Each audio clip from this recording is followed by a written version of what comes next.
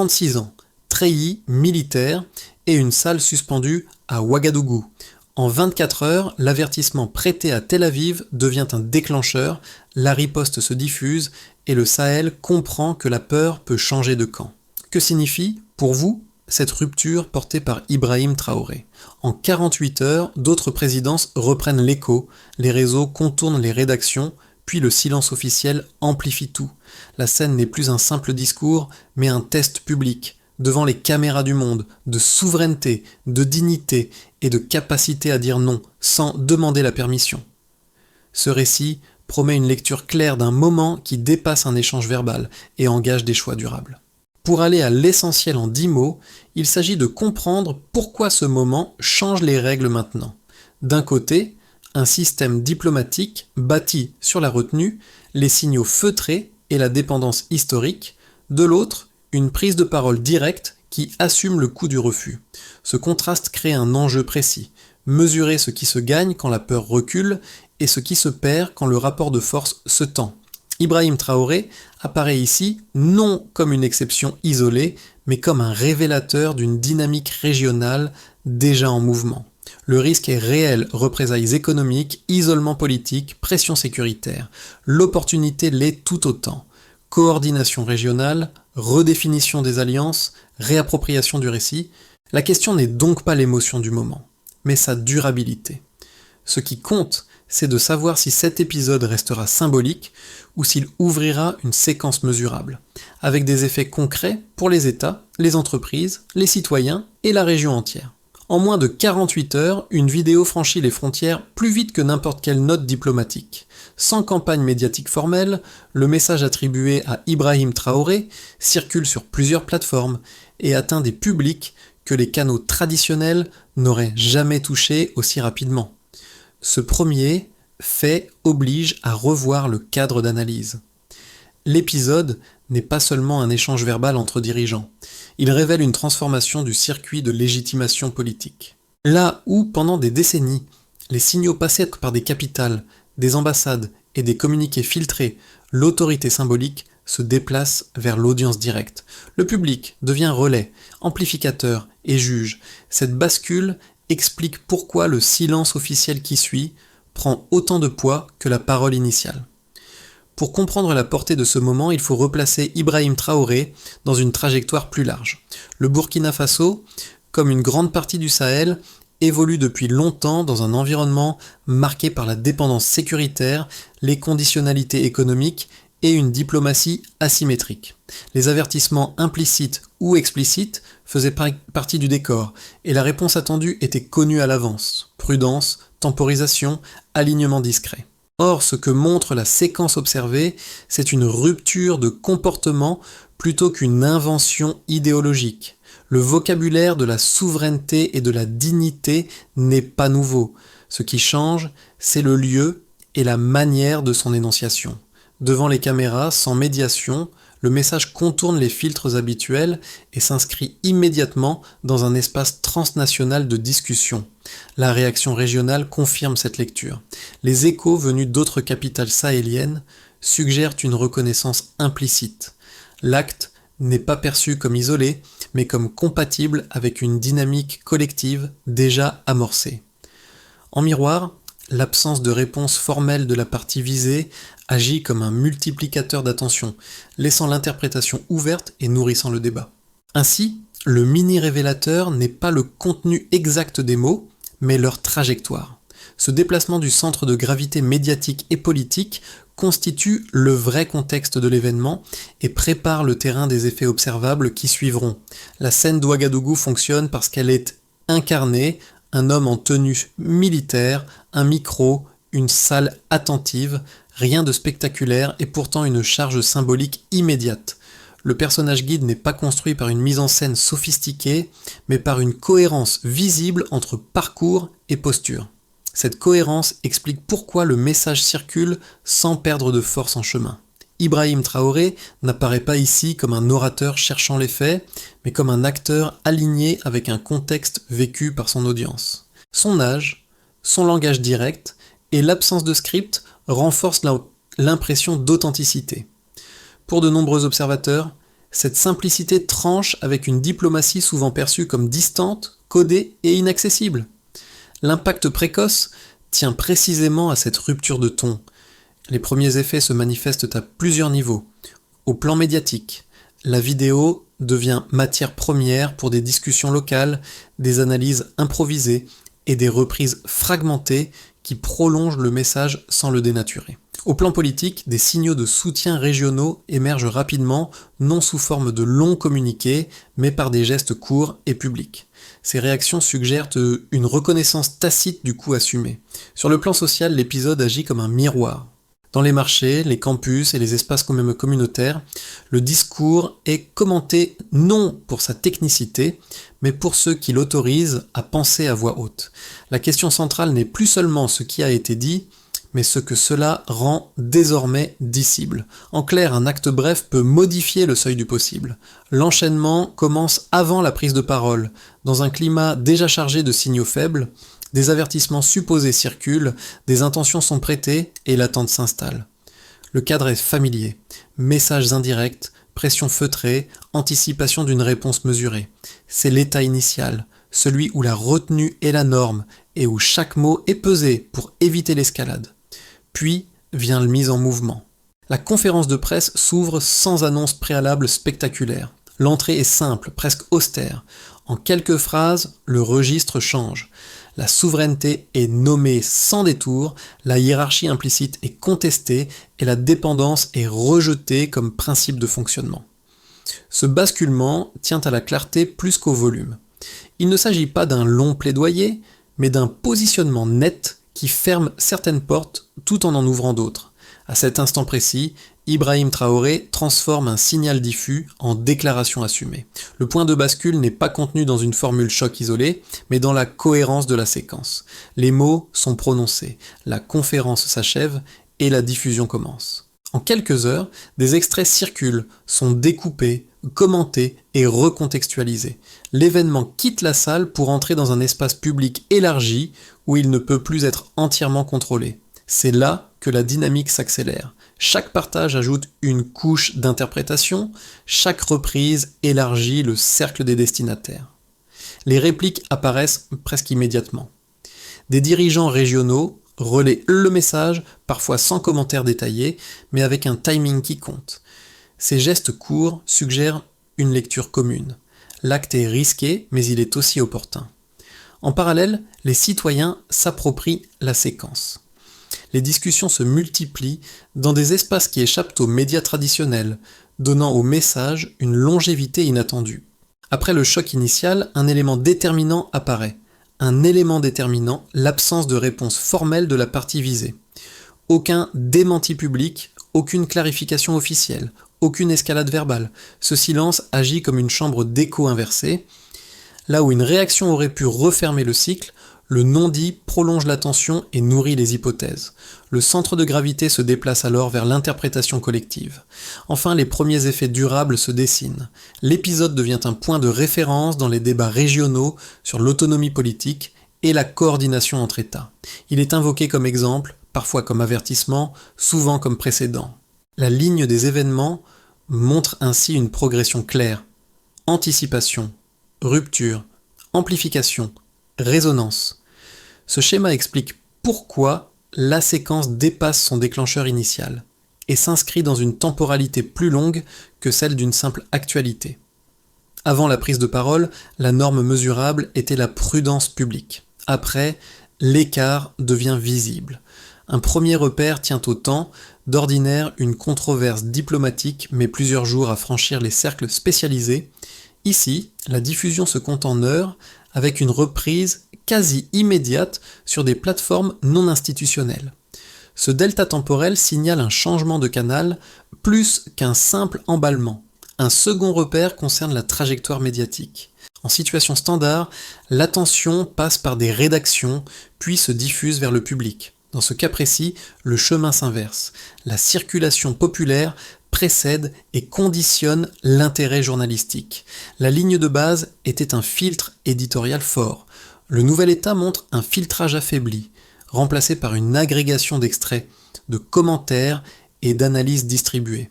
La mesure n'est pas un volume précis, mais un ordre de passage qui change, et avec lui, le pouvoir d'arbitrage.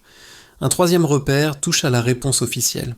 Habituellement, un avertissement perçu comme direct appelle un démenti, une clarification ou une contre-déclaration dans un délai court. Ici, le delta est l'absence prolongée de réaction formelle. Ce silence, mesuré en jours plutôt qu'en minutes, devient lui-même un signal interprété. Il suggère que la stratégie habituelle de contrôle du récit n'a pas été activée ou qu'elle a été jugée contre-productive.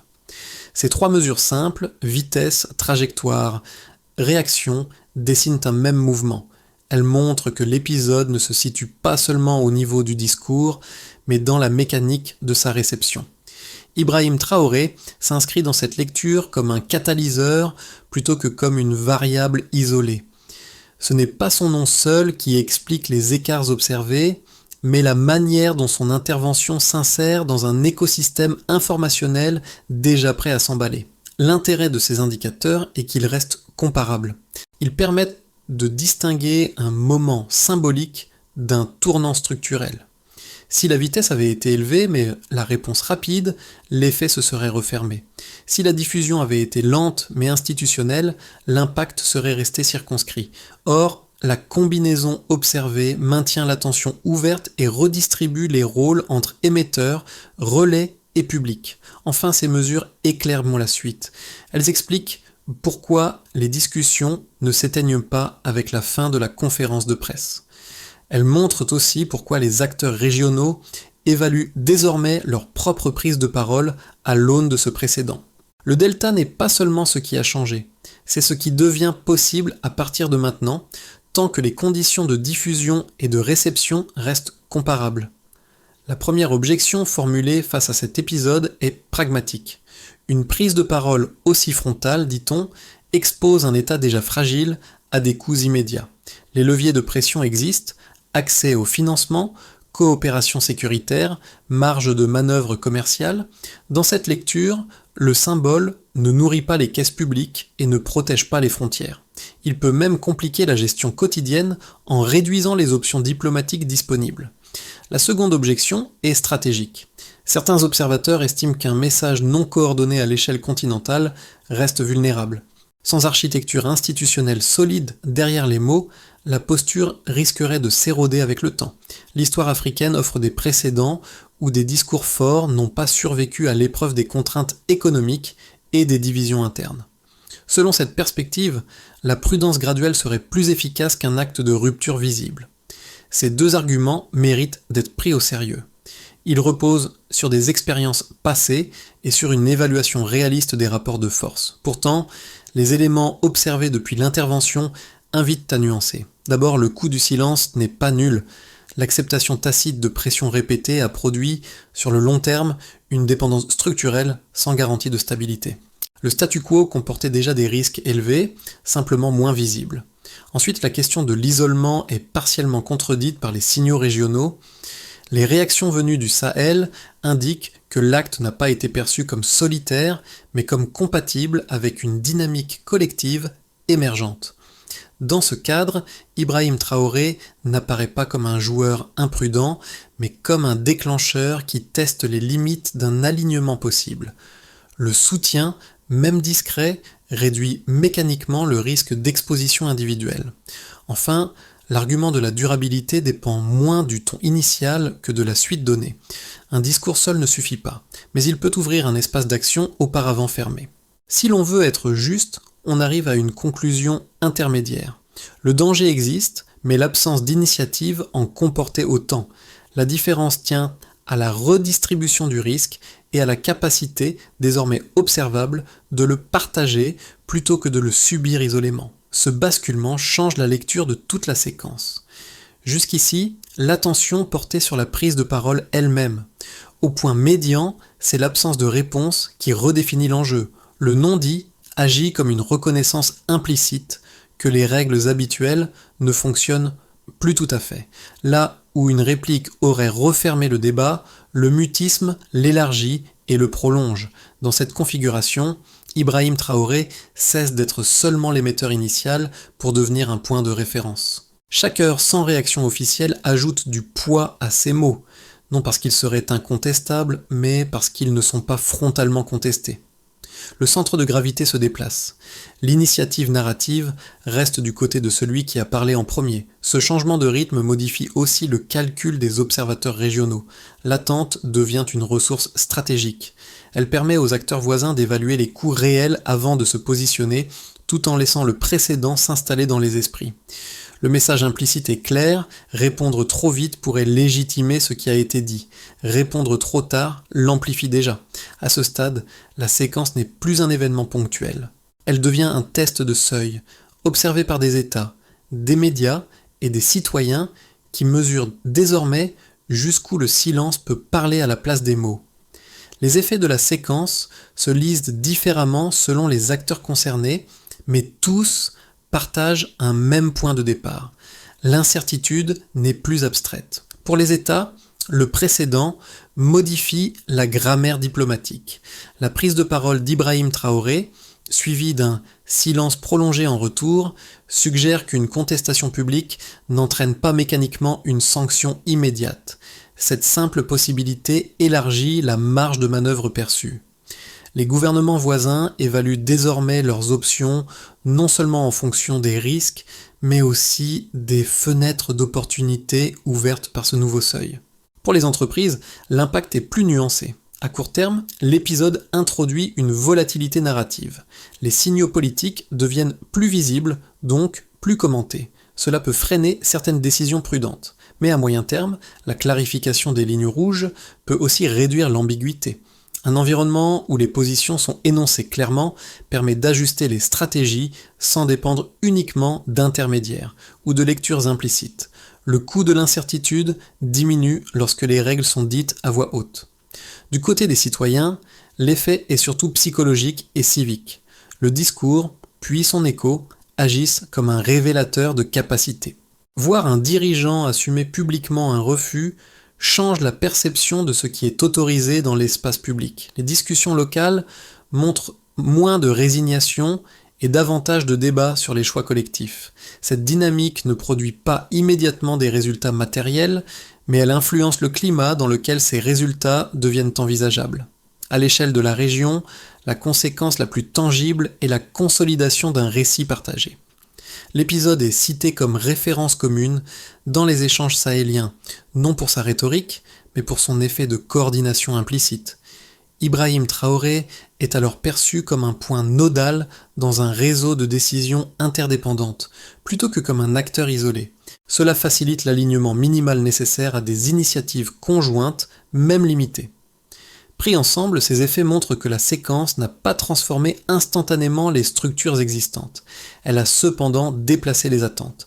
Les acteurs ajustent leurs calculs, les citoyens réévaluent leur voix et la région teste les contours d'une autonomie plus affirmée.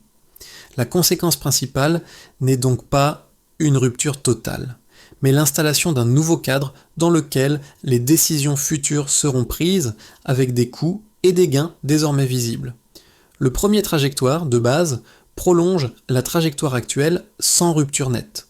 La prise de parole reste un précédent cité, mais sans traduction institutionnelle rapide. Les États observent, testent des formulations plus prudentes et intègrent l'épisode comme un signal parmi d'autres. Dans ce cadre, Ibrahim Traoré demeure une référence symbolique, tandis que les mécanismes diplomatiques traditionnels continuent de fonctionner, ajustés mais non remplacés. Le gain principal est cognitif. Les acteurs savent désormais que le seuil du disciple a bougé, même si l'action reste graduelle. Une trajectoire plus favorable repose sur une coordination mesurée. Les signaux régionaux se transforment en initiatives conjointes, limitées mais visibles. Des prises de position alignées, sans être identiques, réduisent le risque d'isolement individuel. L'épisode initial sert alors de point d'ancrage à une séquence plus large, où la clarté publique devient un outil parmi d'autres. Dans cette hypothèse, la parole assumée n'annule pas la diplomatie, elle la redéfinit. Les partenaires extérieurs ajustent leurs attentes, conscients que certaines lignes ne peuvent plus être franchies sans coût réputationnel. A l'inverse, une trajectoire plus défavorable envisage une réaction différée. Les pressions ne s'exercent pas immédiatement, mais s'accumulent de manière indirecte. Accès au financement, coopération technique et soutien discret deviennent plus conditionnels. Le risque n'est pas une confrontation ouverte, mais une érosion progressive des marges de manœuvre. Dans ce cas, l'épisode serait relu comme un avertissement ignoré et le précédent servirait davantage d'exemple de ce qu'il en coûte de parler trop tôt ou trop seul. Ces trois trajectoires partagent un point commun. Aucune n'est déterminée uniquement par le discours initial. La variable clé est la suite donnée, individuelle et collective. Le message principal à retenir est méthodologique. Il ne s'agit pas de choisir entre silence et rupture, mais de calibrer la parole comme un instrument stratégique, au même titre que les accords et les alliances. La recommandation de fond est donc simple. Observer, comparer et agir par paliers. Ce cadre permet d'intégrer l'épisode dans une temporalité longue, où chaque prise de position s'inscrit dans une séquence plutôt que dans un instant isolé. Pour les citoyens, l'épisode agit comme un repère.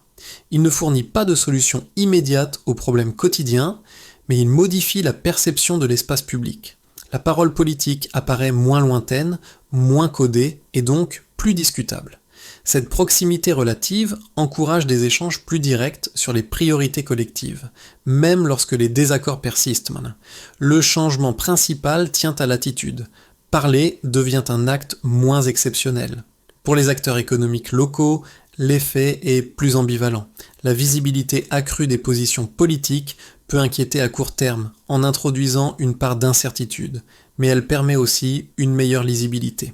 Savoir où se situent les lignes rouges réduit la dépendance aux interprétations implicites et aux intermédiaires. À terme, cette clarté peut favoriser des décisions mieux alignées avec le contexte réel, plutôt que fondées sur des suppositions. Pour les jeunes et les étudiants, la séquence fonctionne comme un signal générationnel. Elle résonne avec une impatience face aux compromis hérités et avec une attente de cohérence entre discours et action. L'enjeu n'est pas l'adhésion à une figure, mais la validation d'un droit à exprimer des exigences plus élevées. Ce public observe moins la diplomatie en tant que telle que la possibilité d'imaginer des trajectoires différentes. Enfin, pour les diasporas, l'impact est surtout symbolique. Le discours et son écho reconnectent des individus éloignés géographiquement à un débat perçu comme central. Ils offrent un langage commun pour parler d'appartenance, de dignité et de projection collective, sans idéalisation excessive. Pris ensemble, ces publics ne forment pas un bloc homogène, mais tous partagent une conséquence clé. La scène observée à Ouagadougou devient un point de référence dans leurs discussions respectives. Ce n'est pas une réponse, mais un cadre de conversation renouvelé qui influence la manière dont chacun se situe face aux choix à venir. Transformer un moment symbolique en trajectoire exige une méthode lisible. La première étape consiste à clarifier l'objectif. Il ne s'agit pas de multiplier les prises de parole, mais de définir ce qui doit être protégé ou négocié. Dans cette phase, la cohérence compte plus que la fréquence. Ibrahim Traoré sert ici de point de référence initial, mais l'enjeu dépasse largement une figure individuelle. La deuxième étape porte sur la coordination minimale. Des alignements partiels, même limités, réduisent le coût du risque. Cela peut prendre la forme de messages convergents, d'agendas partagés ou de consultations régulières entre acteurs régionaux. Le critère d'évaluation est simple. Chaque action doit diminuer l'exposition isolée sans figer la marge de manœuvre collective. La troisième étape concerne la traduction opérationnelle. Une parole assumée doit être suivie de décisions observables, même modestes.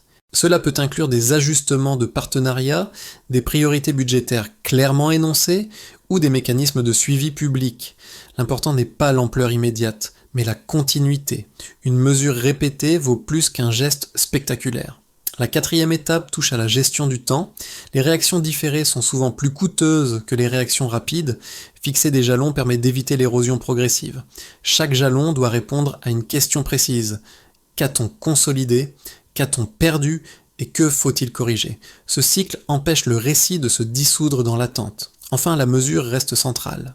Le succès ne se juge ni à l'intensité du discours, ni à l'adhésion émotionnelle, mais à des indicateurs simples. Maintien des marges diplomatiques, stabilité des échanges essentiels, capacité à ajuster sans reculer publiquement. C'est à cette condition que l'épisode initial cesse d'être un symbole isolé et devient un processus durable.